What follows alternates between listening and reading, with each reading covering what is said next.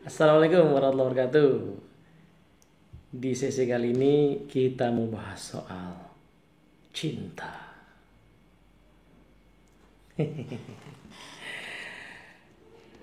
Karena ada kisah menarik di buku ini, bab Be Proactive, dan kita sudah bahas kemarin sampai ke eh, filosofi dasar dari proaktif ya, yaitu jangan lupa nonton lagi videonya.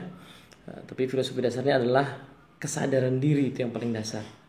Kita manusia itu punya kemampuan untuk stand apart ourselves, ya, menyadari apa yang terjadi pada diri kita, kemudian mengambil inisiatif, memilih tindakan kita. Ada 4 anugerah ya, sudah sempat kita bahas. Ada anugerah namanya kesadaran diri sendiri, imajinasi, hati nurani, dan kehendak bebas. Nah, di bahasan yang lalu juga kita sudah bahas bahwa kesadaran diri inilah yang paling krusial. Jadi the moment we realize that we can choose our response, ketika kita mengambil jarak itu, maka tiba-tiba berbagai kemungkinan jadi bisa kelihatan. Sementara kalau kita masuk ke dalam diri kita saja, nggak mau ambil jarak, maka seolah-olah kemungkinan itu nggak ada atau hanya satu. Kalau lagi bete sama kerjaan dan kita tidak mengambil jarak, melihat sesuatu lebih luas, maka kita susah bersyukur. Tapi kalau melihat sesuatu lebih luas, oke lah, ada momen yang bikin bete sekarang ya. Tapi kalau di-compare keseluruhan pengalaman kerja saya, sebenarnya itu momen yang kecil. Nah, di situ kita bisa bersyukur. Nah, itu ide dari ide dasar yang paling fundamental dari Be Proactive, yaitu kebiasaan untuk stand apart, ya, untuk keluar dari diri kita. Kalau dalam bahasa NLP-nya namanya disosiasi. Nah, kemudian kita mengevaluasi pola pikir kita, cara bertindak kita, ya, apakah sesuai dengan atau akan bisa mengantar kita ke tujuan yang kita capai apa enggak, bisa bikin kita highly efektif atau tidak. Nah, bagian dari proactivity atau ukuran nyata dari orang yang proaktif atau berkebiasaan proaktif adalah dia selalu mengambil inisiatif. Tapi inisiatif di sini tidak mesti sesuatu yang agresif sehingga mungkin mengganggu orang. Nah, ini orang suka mengaburkan antara inisiatif sama agresif. Inisiatif di sini adalah memilih untuk bertindak alih-alih ditindaki. Ditindaki itu apa ya? Memilih untuk bertindak alih-alih menjadi korban atas tindakan. Nah, gitu. Mungkin kurang lebih begitu ya. Jadi tadi kenapa saya bilang Oh, nah yang cinta belakangan deh. Tapi di sini dikisahkan ada satu momen ketika Pak Stephen Covey memfasilitasi sebuah workshop. Kayaknya sih kalau saya baca kisahnya ini workshopnya kurang lebih seperti di acara planning lah ya, mungkin di corporate planning cycle gitu, awal tahun sampai akhir tahun evaluasi. Kemudian mereka menggunakan Covey untuk fasilitasi proses gitu. Nah, waktu itu memang kondisinya adalah resesi, kondisi ekonomi negatif, gitu ya, industrinya lagi turun banget. Nah, jadi baru mulai aja sesinya udah nggak bikin semangat. Nah, di hari pertama, pertanyaan diskusi yang muncul adalah apa sih yang terjadi pada kita? Apa stimulusnya? Apa situasi yang menjadi stimulus atas keadaan kita sekarang? Nah, itu banyak orang mengeluhkan masalah lingkungan di sekeliling yang berpengaruh terhadap bisnis mereka. Jadi situasinya makin nggak bikin semangat ya dari pertama itu. Lalu dari kedua, pertanyaan ini diubah ya kan. Kira-kira apa yang akan terjadi di masa depannya? Nah, ternyata pas dipelajari tren di lingkungan, di situasi, yang muncul adalah asumsi-asumsi yang sifatnya reaktif ya. Ya karena mungkin melihat kondisi sekarang, berkaca pada kondisi sekarang. Jadi wah kayaknya kita bakalan kehilangan pasar di sini, kayaknya kita bakalan lost market di sana. Nah, jadi situasinya makin parah.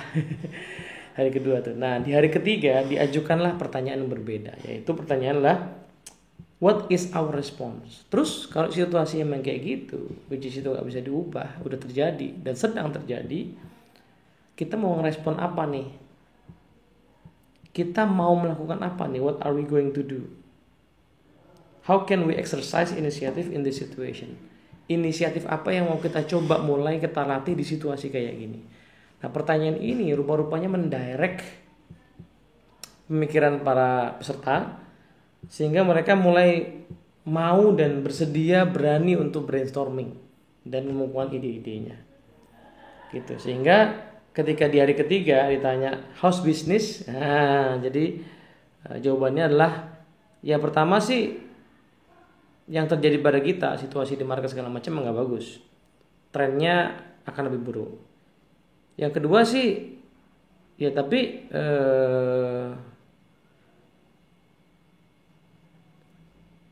kita ternyata setelah diskusi punya kemungkinan untuk melakukan sesuatu yang berbeda yang mungkin berdampak gitu. Jadi ya udah, artinya sebenarnya bisnis kita oke-oke aja gitu. Bukan berarti ini sebuah sekedar apa ya, sekedar panadol gitu ya. Tapi poinnya adalah situasi di luar itu kan netral stimulusnya. Nah, yang tidak netral adalah cara kita merespon situasi itu atau berpikir atas situasi itu. Sehingga tren lagi turun itu mau dimaknai apa? Ya tergantung respon yang mau kita pilih. Nah, disinilah nanti menentukan kalau respon yang kita pilih respon yang reaktif, yang negatif, yang putus asa gitu, ya tentu kita akan melihat ini nggak ada kemungkinan. Tapi kalau respon yang kita pilih adalah yuk mencoba hal baru, yuk berpikir hal baru, yuk inisiatif, exercise hal baru, bisa jadi ini akan berbeda. Minimal feeling kita beda. Apakah berhasil? Belum tentu. Tapi juga kalau kita nggak ngapa-ngapain, apakah akan memburuk? Ya udah jelas, itu udah kita perkirakan gitu. Justru karena sudah kita perkirakan, terus kita mau apa? Nah, itu yang paling ide dasarnya dari situ. Nah, maka di habit 1 ini penting untuk kita melatih kebiasaan 1 ini. Salah satunya adalah dengan melatih penggunaan bahasa yang kita pakai sehari-hari. Karena rupa-rupanya bahasa yang kita pakai itu mencerminkan paradigma yang sedang kita pegang. Jadi orang yang sedang reaktif maka biasanya akan menggunakan pola-pola bahasa yang reaktif. Misalnya, ya kita nggak bisa ngapa-ngapain. Ya memang begitulah saya, beginilah saya, beginilah kita. Kita tuh emang kayak gini. Nggak bisa, nggak mungkin. Nah itu kata-kata yang bersifat reaktif karena kata-kata itu mencerminkan bahwa kita memang ditentukan oleh situasi. Jadi stimulus respons, ya kan? Kita distimulus langsung merespon. Gitu. Kita nggak memanfaatkan ruangnya di situ. Nah, menariknya lagi ternyata ya makin kesini kita makin tahu ya. Terutama kalau kita belajar NLP segala, kita makin tahu bahwa bukan saja kata-kata kita adalah gambaran dari paradigma yang kita pegang, tapi kata-kata kita juga bisa membentuk lagi paradigma, pikiran, perasaan, dan tindakan kita. Jadi dia muter, kan see do get, ya kan? Jadi paradigmanya kalau reaktif dia mempengaruhi do behavior, kata-kata bagian dari behavior, mempengaruhi hasil kan? Nah begitu hasilnya tidak yang diharapkan, memperkuatlah dia. Tuh bener kan, mau bisnis lagi susah, tuh gagal kan, tuh nggak jadi beli kan orangnya kan, emang kita kemahalan sih, jadi itu tuh aduh susah begini pasti nggak akan laku, muter terus gitu. Nah padahal kita sebenarnya punya pilihan untuk menggunakan bahasa yang berbeda terhadap situasi yang sama, namanya bahasa proaktif ya, yaitu bahasa-bahasa seperti yuk lihat yuk kita punya alternatif apa saja. Kira-kira kalau kita bisa coba pendekatan yang berbeda apa kemungkinannya? Oke lah, orang memang menyakiti hati saya, tapi sebenarnya perasaan saya kan ada dalam kendali saya. Ya kan? Kalau misalnya saya pekerjaan saya jelek, oke, pekerjaan saya jelek, tapi mari kita ambil pelajarannya apa dan apa yang bisa kita perbaiki di masa yang mendatang. gitu. Nah, disinilah bahasa ini proaktif ini menjadi semacam pemotong atau pempause supaya tadi ruang antara stimulus sama responnya tuh kebuka dan kita melihat possibility ada di situ. Jadi kalau saya boleh membayangkan ya cara mudah mengenali kita. Gini, reaktivitas kita itu kan alamiah, ya. Manusia itu alamiah reaktif, bereaksi terhadap stimulus. Itu alamiahnya. Jadi memang proaktivitas itu sesuatu yang harus kita bentuk, gitu. Nah, latihan awal proaktif adalah menyadari kondisi reaktif. Caranya ya dengan menyadari bahasa yang muncul dari lisan kita. Kalau kita muncul di bahasa yang aduh nggak mungkin, aduh susah, repotnya, aduh apa bisa ya, kan mau kayak gini kan, kayak dari dulu kayak gini emang kan. Begitu kita sadar, kok bahasa saya reaktif. Nah maka segeralah stand apart, disosiasi, keluarlah dari diri, berpikir kenapa saya mikir kayak gitu, paradigma apa yang sedang saya pegang. Lalu kemudian saya sebenarnya expect hasil apa. Nah di situ ya. Terus gantilah bahasa kita dengan bahasa yang proaktif. Ada sebuah kisah menarik di buku ini ketika suatu kali ada mahasiswanya Pak Kofi bilang, Pak boleh nggak saya izin nggak datang ke kelas Bapak, soalnya saya ada pertandingan tenis. Gitu. Soalnya saya harus ikut pertandingan tenis sama klub saya. Terus dia bilang, kamu harus ikut atau kamu memilih ikut? Ya kan? Kamu harus ikut atau kamu memilih ikut? Terus bilang, iya saya harus ikut Pak. Emang kenapa kalau kamu gak ikut? Ya mereka bisa ngeluarin saya dari tim. Terus kamu pengen dikeluarin dari tim? Ya enggak lah Pak. Nah dengan kata lain berarti sebenarnya kamu memilih dong untuk ikut di pertandingan tenis itu karena kamu gak mau dapat konsekuensi dikeluarkan dari tim. Bener gak? Iya sih Pak gitu. Nah sekarang apa yang akan terjadi? Apa konsekuensinya kalau kamu gak ikut kelas saya? Saya gak tahu. Coba pikirlah ya kan, apa yang jadi konsekuensi alamiah dari tidak ikut kelas saya. Bapak gak akan ini kan ngeluarin saya dari kelas Bapak kan. Itu bukan konsekuensi alamiah, itu konsekuensi sosial. Mungkin aja sih saya lakukan itu. Kalau kamu nggak ikut di klub tenis pertandingan ya nggak bisa main, itu kan wajar biasa kan. Tapi kalau nggak ikut kelas saya, apa konsekuensi ilmiahnya? Kayaknya sih berarti saya nggak dapat pembelajaran di hari itu. Nah itu, jadi kamu harus menimbang-nimbang konsekuensinya dan memilih yang mana. Tapi jangan pernah sekali-kali bilang kamu harus atau terpaksa, karena kamu sebenarnya memilih.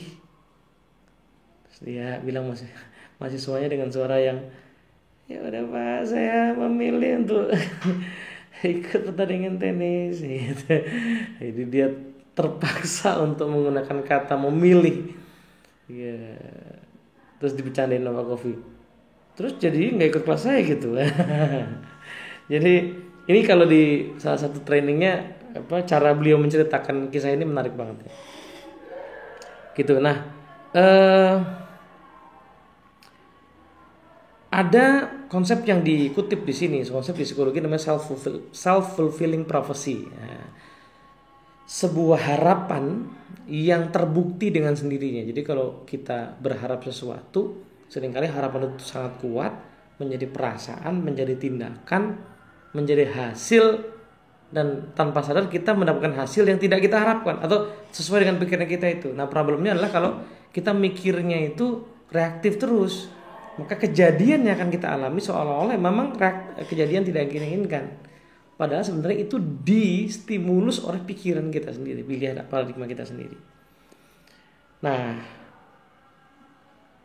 inilah salah satu obat menurut saya yang sangat krusial untuk menjaga pernikahan. Tadi kita sempat di depan saya bilang mau bahas soal cinta, ya kan? Jadi di sebuah seminar Pak Kofi itu dapat ada seorang pria gitu ya, bilang Pak Kofi saya suka sih penjelasan Pak Kofi. Cuman kayaknya nggak semua situasi seindah yang Bapak ceritakan deh. Itu sama kayak dulu orang suka bilang hidup tidak seindah kata-kata Mario Teguh gitu. Iya, itu kan orang-orang yang sinis saja ya. Nah, coba lihat tepat pernikahan saya. Saya tuh cemas sih. Jadi saya istri saya kayaknya udah nggak punya perasaan yang sama lagi gitu. Kayaknya saya nggak mencintai dia lagi dan dia pun juga tidak mencintai saya. Apa yang bisa saya lakukan ya? Saya tanya. Oh, jadi perasaan cinta itu udah nggak ada lagi. Ya bener Pak. Padahal kita punya 3 anak yang sangat kami khawatirkan. Gimana menurut Bapak? Jawabannya lah, oh ya cintai dia. Pak, cintanya udah nggak ada lagi Pak. Kan tadi saya bilang. Dijawab lagi Pak Kofi. Iya, maka dari itu cintai dia. Ini kalau dalam bahasa Betawi ini kemana sih Mas Steven nih? Sudah bilang kagak, hilang dia ngomong lagi. Terus jawab, ya justru itu, cintailah dia. Perasaan itu sudah tidak ada lagi. Jadi itu alasan untuk membuatnya ada lagi. Gimana sih Pak? Gimana Anda mencintai seseorang? Gimana saya mencintai seseorang yang saya tidak cintai lagi? Dijawab, temanku, love is a verb. Cinta itu kata kerja. Cinta sebagai perasaan itu buahnya. Buah dari mencintai saja. Jadi cintai dia, layani dia, berkorban untuk dia, dengarkan dia, berempati padanya, hargai dia, kuatkan dia. Maukah Anda melakukan itu semua lagi? Nah, ini rada nampal sih. Karena kalau dilihat-lihat orang yang baru bangun rumah tangga itu melakukan banyak hal untuk membangun cintanya. Sehingga cinta mereka kuat. Yang tadinya orang baru kenal jadi kuat. Karena ada banyak hal yang dilakukan. Mungkin memasak, mungkin membersihkan rumah bersama, mungkin nonton, bersenang-senang, ngobrol, membuka diri, saling bercerita. Nah, seiring waktu, ketika di ujungnya problem muncul dan susah diatasi, tapi sebenarnya itu hanya ujungnya. Di belakang itu ada satu titik di mana perilaku-perilaku tadi tidak lagi dilakukan, tidak langsung, bertahap. Misalnya yang tadinya berangkat bareng kerja, lalu berangkat masing-masing. Nah, cuman masalahnya pas berangkat bareng kerja itu kan ada obrolan di situ. Ada chit-chat, ada obrolan, ada kedalaman perasaan yang dibangun di situ. Ya, ketika mereka nggak berangkat bareng lagi, nah itu diganti kapan? Atau diganti dengan apa? Nah, kalau nggak diganti, ya udah hilang momennya tuh. Nah, pulang kantor karena makin sibuk, dua-duanya kerja, lalu jarang ngobrol, istirahat, capek. Biasanya ngobrol dulu waktu awal-awal. Ya, momen itu hilang lagi, diganti kapan? Dan ini kadang-kadang tidak disengaja, munculnya karena punya anak misalnya, sehingga banyak urusan tentang anak kan, anak 1, anak 2, anak 3, anak 4, anak 5 gitu kan. Nah, urusan tentang anak ini begitu menyita perhatian sehingga obrolan jadi jarang, perhatian jadi berkurang, sementara kerepotan bertambah gitu. Nah, jadi sebenarnya cinta itu bisa dibangun lagi dengan cara melakukan lagi perilaku-perilaku yang membuat kita dulu mencintai pasangan kita. Memang kata Pak Kofi, kita sudah dipengaruhi oleh Hollywood. Bukan cuma Hollywood tapi Bollywood juga ya. Bahwa cinta itu sesuatu yang datang tiba-tiba, padahal cinta itu selalu dibangun. Nah, orang Jawa punya perumpamaan yang nasihat yang menarik soal cinta, disebutkan wit ing trisno jalaran saka kulino. Wit ing trisno, wit itu pohon cinta itu dibangun karena terbiasa. Ada yang mengatakan ungkapan ini untuk menjelaskan kejadian cinlok ya, karena sekantor satu tim lalu jatuh cinta, itu bisa juga. Tetapi sebenarnya ini dipakai untuk menjelaskan banyak hal lain, termasuk di rumah tangga, bahwa cinta itu ya tadi buahnya, pohonnya mesti kita jaga, bibitnya mesti kita tanam, dijaga sehingga pelan-pelan dia membesar, berbuah terus. Sudah berbuah pun mesti kita jaga, kalau enggak buahnya bisa dimakan serangga, bisa diambil orang. Nah, jadi proses menjaga cinta itu seperti menjaga pohon atau kebun. Dan inilah sebenarnya salah satu esensi dari proaktivitas. Jangan pernah salahkan situasi, jangan pernah salahkan orang ketiga, kedua dalam rumah tangga. Tapi introspeksilah ke dalam diri, apa sumbangan saya dalam situasi ini. Mudah-mudahan bermanfaat.